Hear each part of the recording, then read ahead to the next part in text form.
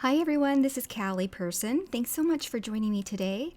I have a really easy card to share today. I just wanted to turn this into a video to share with folks out there who haven't seen the embossing folder blackout technique before. And it's also a technique that's really fun to revisit every once in a while, especially for an embossing folder that has lots of pretty images on the back like this that will cover an entire panel.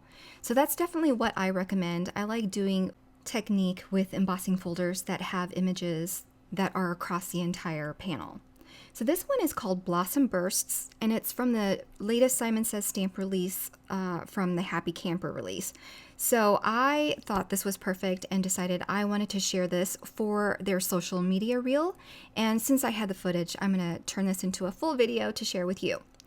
So once you emboss a panel, I just used hammer mill cardstock. I'm going to run it through my die cutting machine, and then I'm going to flip it over and emboss in the debossed areas. So the areas that are raised are going to be flipped over and facing your worktop.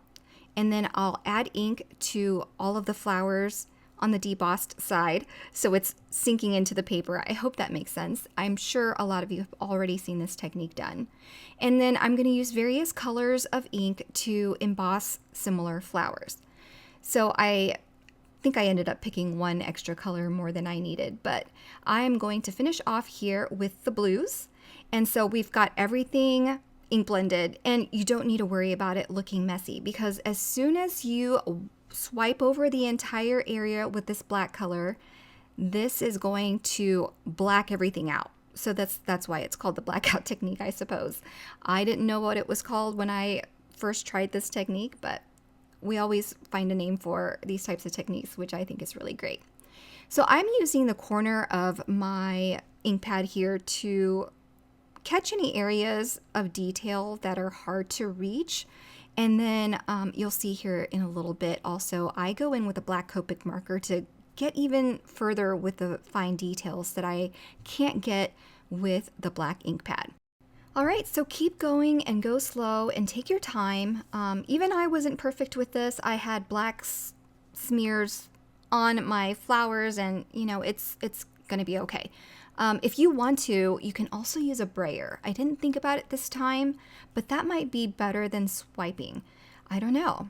Might take a little longer to cover all the areas black too. I just find that direct application really, really works well. And so anyway, once I was done with that, I used some new splatter medium from Simon Says Stamp and splattered some white medium across this panel and set it aside to dry. And I'm going to put together this hello sentiment. This is another die from Simon Says Stamp that's new. It's called Novelli Script Hello. So I'll link everything below, and as well as on my blog, so that you know what I used for this particular project. But I die cut 4 in white and stacked them together with some glue. So that will give it a little bit of dimension.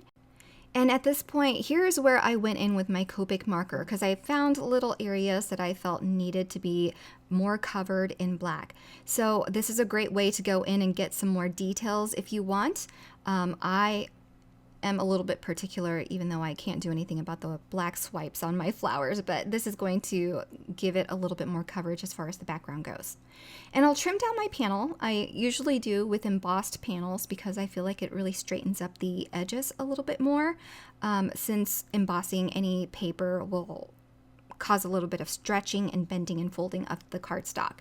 Now, to adhere embossing panels, I also like to use foam adhesive. I feel like because the areas are raised or sunken in, the foam adhesive is really going to grab all those peaks and valleys and help adhere the embossed panel to a card base better. Now to finish, I'm going to add some sequins. You can use a gold marker or even a yellow marker if you want to color in the flower centers to give them a bit more detail.